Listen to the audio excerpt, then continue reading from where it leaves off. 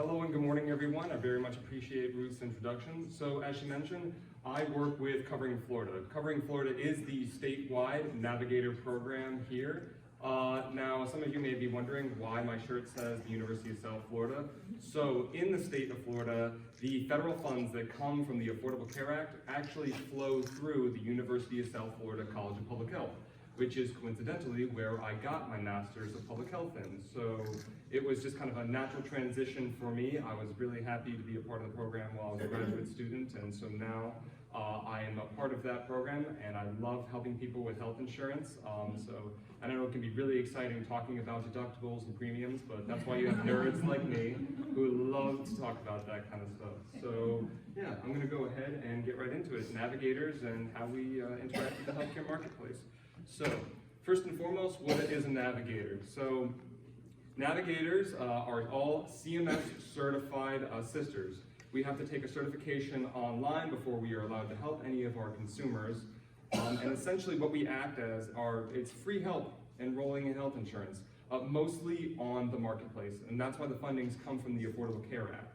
So we are also, as I have to tell a lot of people when I do this kind of outreach, I am not a broker. I am not an agent. I do not represent any health insurance companies. So even though I might help you enroll in a plan on the marketplace for Florida Blue and Better United Healthcare, I don't represent any of those companies. We are not biased. Like I said, we are federally funded, so none of the money that we get comes from any private health insurance companies. I don't make a commission when I sign people up for insurance. It is simply part of my job as a member of the University of South Florida. Again, I am a public employee, so that is my job, is simply to give people non-biased help enrolling in health insurance.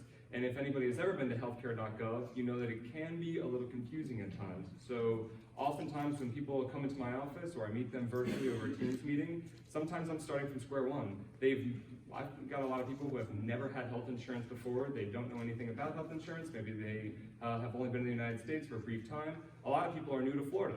And if you've ever lived anywhere else, you know that healthcare and the healthcare options that are available to you are different from state to state. Florida does not look like Massachusetts. Massachusetts does not look like Iowa. Iowa does not look like Nevada. They all have their own individual laws that affect affordability and accessibility within the state. So I am trained specifically on healthcare navigation within the state of Florida, which has a federally funded marketplace system. So moving on from there, as it was mentioned, where did navigators come from? So in 2010, when President Barack Obama signed the Affordable Care Act, that created the healthcare marketplace. Now, some of you may remember how phenomenally awful the initial launch of the website was when it first came out. We've come a long way since then. It's pretty good. It gets better every year. So what had happened is that, so we created the healthcare marketplace, which is the website and the interface where people can go and see the healthcare options that are available to them. So something that I often have to explain to people is that what they might hear, the Patient Protection Affordable Care Act, Obamacare, healthcare.gov, that is all different terms for essentially the same thing, that piece of legislation that was signed in 2010.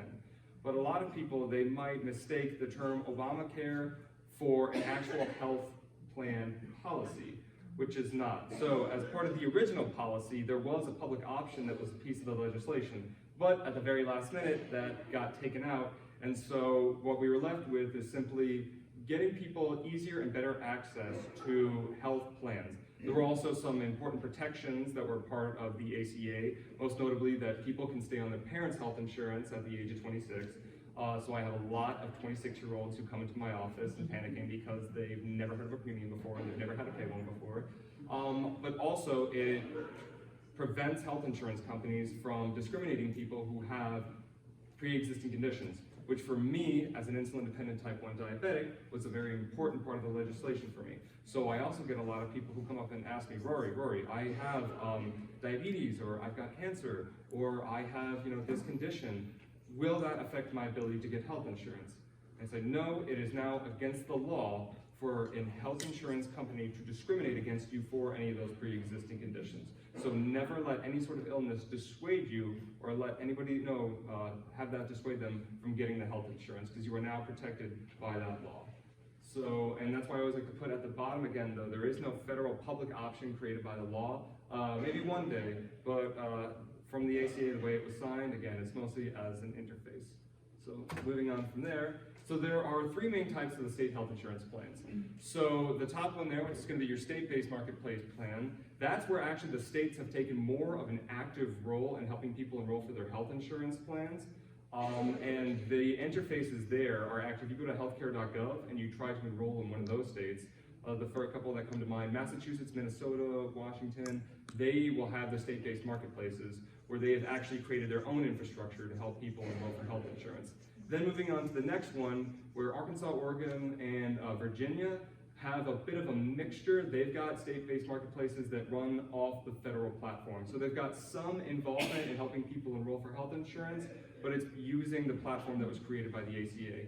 And then you've got most states, including our own state here, that just say, we're gonna let the federal government handle all of that, you guys can deal with it, insurance is boring, let your nerds take care of it. So that's what we have here in Florida. And so it is what you might call a FFM, or a federally facilitated marketplace. So that's where the federally certified navigators like myself, that's where we actually do most of our work, is gonna be in these 30 states, which include Florida. Because the money comes directly from the ACA. So it doesn't come from the state of Florida, it doesn't come from the individual county that you live in. All the money that we get specifically comes from HHS, Health and Human Services. So, but like I said, here in the state of Florida, the kind of mothership for the whole program is run at the University of South Florida, and then we have a bunch of sub-grantees or partner organizations that help enroll people locally. Because I don't always drive or have people drive from Miami to my office in Hillsborough County at the University of South Florida. So we've got partner organizations that are all around the country, or all around this specific state. And like I said, the 30 states that have these, so you can have navigators in case you know anybody in those states will also have navigator programs.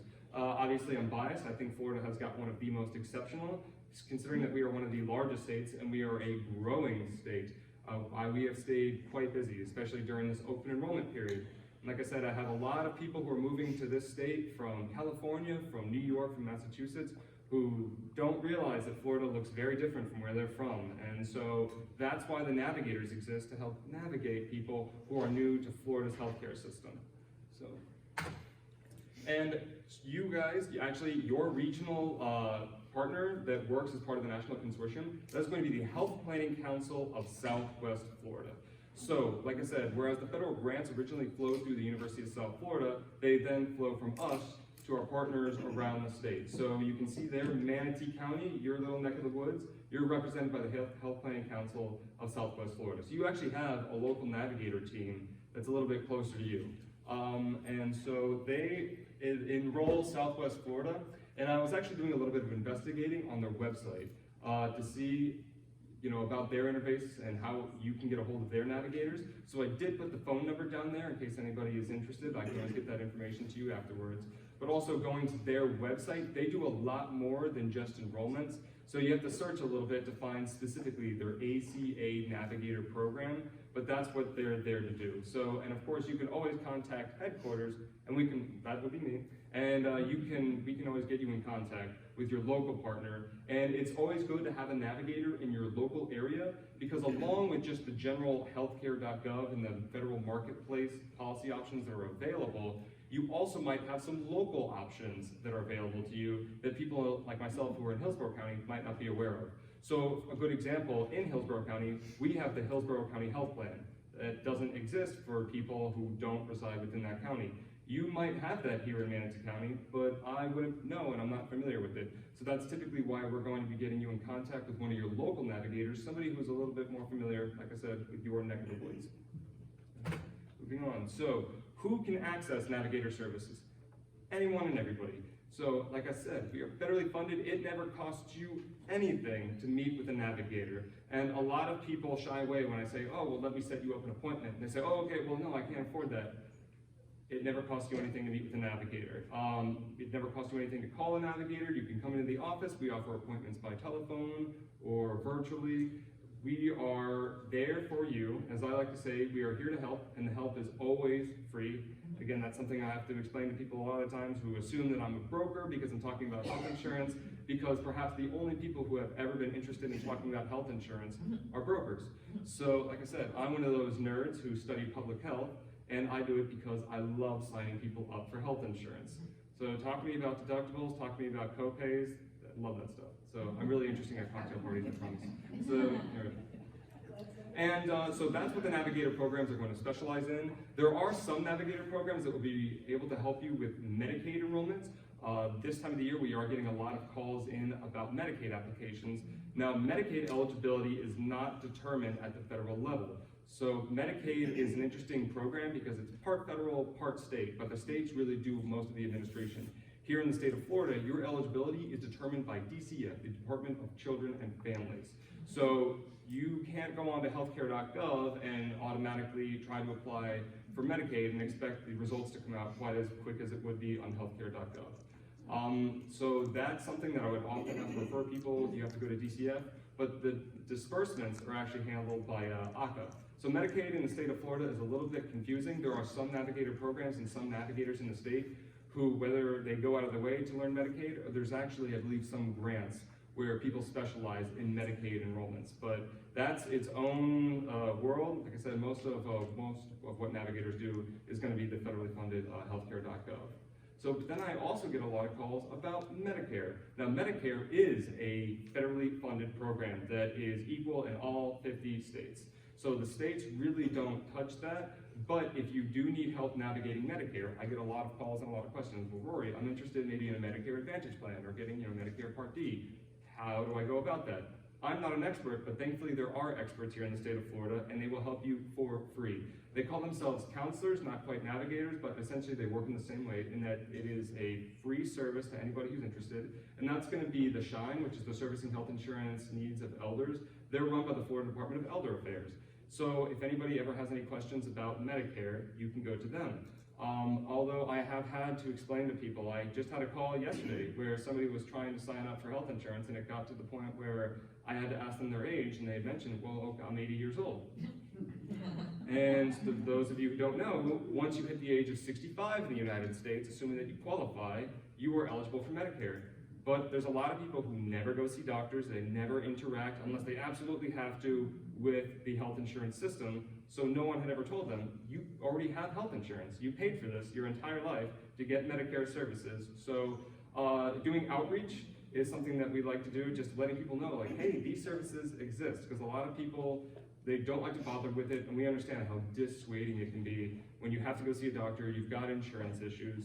So even though we're not experts in Medicare, I have to explain to people all the time, and I love telling people, hey, these options are available. I know Florida doesn't always make it easy, but this is why the Navigators exist. This is why SHINE exists. So we are here to help you, and like I said, the help is always free. And of course, how do I get in touch with a Navigator like yourself, Rory? So there's a couple ways you can do it. I think the preferred way would be going to coveringflorida.org. That's going to be the statewide website, and you can access any of the Navigator teams within the state by going to coveringflorida.org. It's a very simple, very minimal website, but finding your local help. So the way it works is that you would plug in your zip code there, and you're going to choose what kind of appointment you like and see how close you can get to one. So there are some people who don't like to leave the house. They love a phone appointment, no problem at all. I do most of my appointments in person. I love having consumers in my office, and there's a lot of people who, again, they're starting from square one. They don't know anything about health insurance, and I go through the entire appointment helping from square one, which is, getting your account created on healthcare.gov, putting in your information to submit that application, and then once your application is submitted, seeing the kind of policies that you're eligible for and helping you enroll for one. Because if anybody has ever been on healthcare.gov, sometimes when you hit that button, it'll show 150 to 200 different policies that you're eligible for, and the average person is like, okay, how am I supposed to choose one of these? And unless you're a nerd like me, you might not know how to use the filter tool, and you might not want to go through each of the individual policies, looking at your explanation of benefits, co-pays, co-insurance. Sounds boring. That's what we're here for. We help people narrow it down. Now, we can't ever endorse any policies, and I can never tell you, hey, I think that you should enroll in this policy. It is our job to simply help narrow down the options, show you those options, and help lead you to the right decision. But like I said, we have to remain, by law, non-biased, so I can't ever say, oh, you should do the Florida Blue policy, or you should do the Oscar policy. We are prevented from doing that. So now, of course, if you call Florida Blue, if you call Oscar United Healthcare, they're going to have something different to say. So there's also a couple phone numbers up there. I did put the what I like to call like the main phone number for covering Florida over here at USF. So if you dial that 877-813-9115, you might get to talk to me, but I can also give my personal phone number out in case anybody wants to reach me personally. But then if you want to reach the local office, the Health Planning Council of Southwest Florida, you can go ahead and you can give them a call. There is also a tool on healthcare.gov where it'll say find local help. Now, USF Navigators are the main team that pops up, but I also noticed that they put agents and brokers on there, which I wouldn't necessarily say that that's a bad idea, but just always understand that somebody's making a commission when you're talking to a broker. So I'm biased towards people who are non-biased like myself and don't represent any of those companies. And like I said, it's always free to meet with us. I don't make anything when I enroll people for health insurance. So, and as I mentioned, you can always set up an appointment. You can call in if you have a simple question, but a lot of the times people are expecting me to go through an entire hour and a half, 2-hour enrollment off a quick phone call. What we like to do, we like to set up an appointment time so that way you can actually meet with the navigator, sit down with one, and they can help you go through the entire interface, submit that application, go through those plans with you while you're both looking at the same screen. I believe that's the easiest way to do it, but of course some people just have a quick question. All the time I get, hey, I forgot my password. Although we can't help you with that, I can get you in touch with the people in DC who run the website. So anything and everything about healthcare.gov, please give us a call. Did I mention the appointments are free? They are free. That's something we have to tell people all the time. It doesn't cost you anything, and I will repeat that over and over again. So, moving on from there. So, the important open enrollment dates, some people might be familiar with this. So, you do have a little bit less than a week right now to get a policy that will begin midnight, January 1st. So we have been quite busy in my office this past week, and next week I'm gonna put a sleeping bag in my office because it's gonna be busy. We've had a lot of people calling in, with a lot of people just walking into the office who are panicked, they can't get health insurance for them and their families. You have until December 15th if you want the policy to begin January 1st.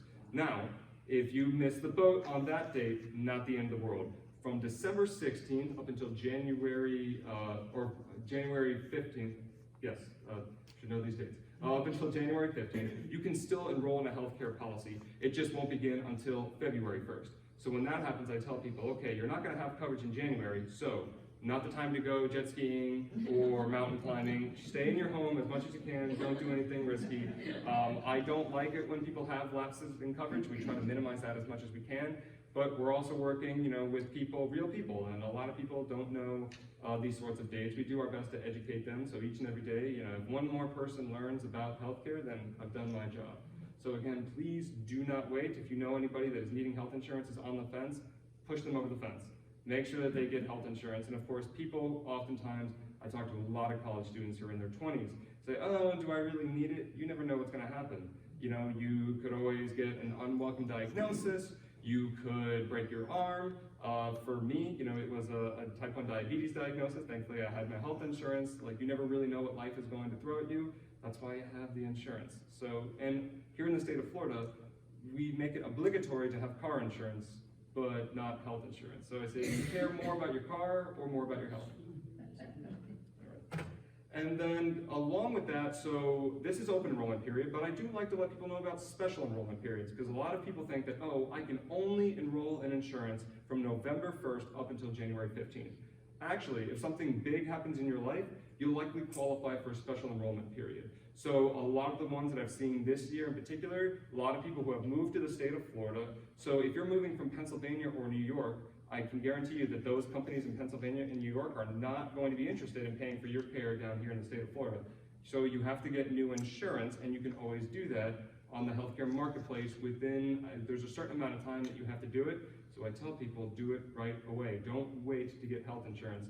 Oh, and turning 26, that is the big one. That's how I actually found out about the Navigator program myself. I was in the middle of my graduate school program. I turned 26, and my parents naturally kicked me off the health insurance plan, as is per the legislation.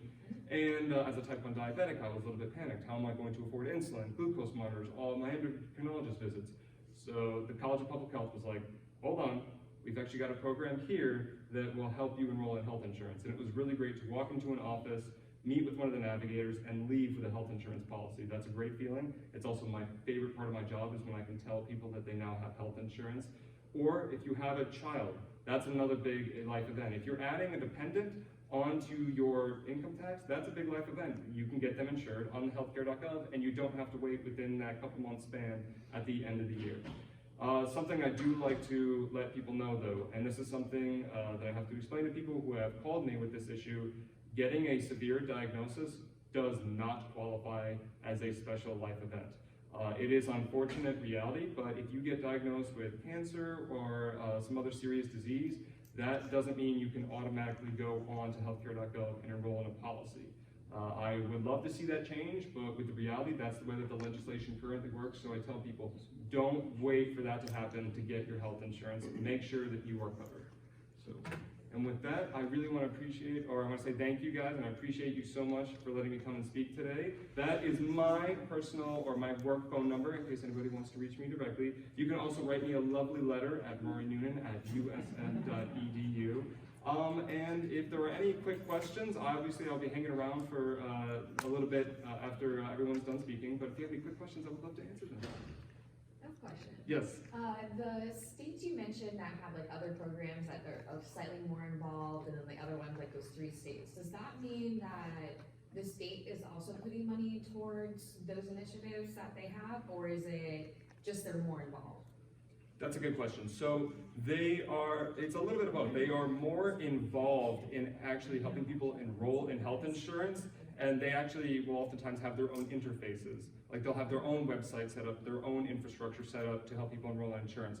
But there also may be some broader state-based plans in those particular states. Florida, I can tell you, it doesn't really have a lot of those states. And something I have to explain to people all the time, maybe we're also a non-Medicaid expansion state. So when people move to Florida, they will often call me frustrated and say, I don't understand, I had Medi-Cal, I had Mass Health, can't I just get that for the state of Florida? Why won't you guys give this to me? You have to explain to them, like, I understand how this can be frustrating, welcome to Florida. That's just, we work with the infrastructure that we have, so that is something, the state-based marketplace plans are often going to be a lot more robust in what they offer. Yeah. State-based, is it more of the, because I think I saw on that, like on that slide, it was like 30 states like we were a part of. So the bigger states, were they like the smaller New England states that have a little bit more, less population? It's not New York that's doing it, right? Like, repeat the questions. Understood. So yeah, so the question is, so what's the biggest differences between the state-based marketplaces and the federally facilitated marketplace? So as you saw, 30 states, including Florida, are federally facilitated, but there are some states that take a more active role in helping people enroll in health insurance, what we call the state-based marketplaces, and then you have those 3 states that are kind of in between. So the state-based marketplaces play a more active role in helping people get insured. Simply put, they have bigger programs, more robust programs that help people get health insurance. Most of those states are also going to be Medicaid expansion states. Florida is still one of like the 12 or 13 states that has yet to do that. I don't see that happening anytime soon. So there is a big difference in the type of healthcare options that are available to you when you move from state to state. So what is the big difference? No, there are big states that have those state-based marketplace systems. The big ones that immediately come to mind, I know that Massachusetts, Minnesota, Washington, I believe New York has one, California might also have one. It depends. So, and a lot of the times that's what you have to look into. And so moving from the state to state can be a little bit daunting, especially when you're trying to get new health care. interesting. Thank you. Of course. Yes. How do you evaluate the available healthcare plans? So evaluating the healthcare plans, it depends on what the consumer's preferences are. So like I said, when you hit the submit button, it'll tell you, okay, here you're eligible to enroll in health insurance. You are going to get this amount of help you may have heard the advanced premium tax credits. That's a premium tax credit that helps you pay your monthly premium if you make below a certain amount of a year. Or a certain amount in a year. So oftentimes it'll just be cost. I have people who are like, just give me the lowest plan that you can, that's all I want. And there's a lot of times I can help advise them and maybe say, well, considering your age or considering this, you might want to consider this, but ultimately it's up to the consumer's preferences. A lot of people want a plan where I don't want any deductible, so get me a plan that has a $0 deductible, I don't care what it costs per month. There's also some people who want to make sure that they have certain doctors and certain prescription drugs within their network. That's one of the best ways that you can narrow it down. So before you actually enroll in a plan on healthcare.gov, you can search up your doctor. So if you see a doctor, Jane Smith, that's your regular doctor. You can plug that in on healthcare.gov and it'll show you policies that'll have a green check mark into it, say, hey, this plan has your doctor within the network. Also, same thing with prescription drugs. When I was doing this myself, I had to plug in a couple different types of insulin, and I was not interested in enrolling a plan that didn't have my insulin. So there are ways that we can narrow the policy down for you, and I like to get it as narrowed down as possible, so that way you might only be looking at 3 to 5 policies, and then you can leave it up to people like me to really look into it and kind of explain the differences between them. And you will notice sometimes if you go on to the policy, or if you go on to healthcare.gov, there's the bronze, silver, gold, and platinum. That can be a little bit deceiving. A lot of people automatically assume like, oh, well, the most expensive platinum plan, that must be the best plan that there is. Not necessarily so. It might just be a more expensive plan that they've marketed very well, to put it like. So most of the plans that you're actually gonna see on there are gonna be your silver plans, and healthcare.gov typically will push you towards those silver plans because they have extra cost saving, which helps people lower their monthly premiums, helps lower their co-payments and their co-insurance when they go to see doctors. So that's why the Navigator program exists, because it can be overwhelming when you are hit with 100 and some odd different policies that you have to choose one, and the website kind of just says, pick one. That's what we're here for. And I'm sorry, we have other wonderful speakers. You can tell that Rory is very knowledgeable, there's a lot of questions, but we have some other absolutely wonderful speakers. So thank you, Rory.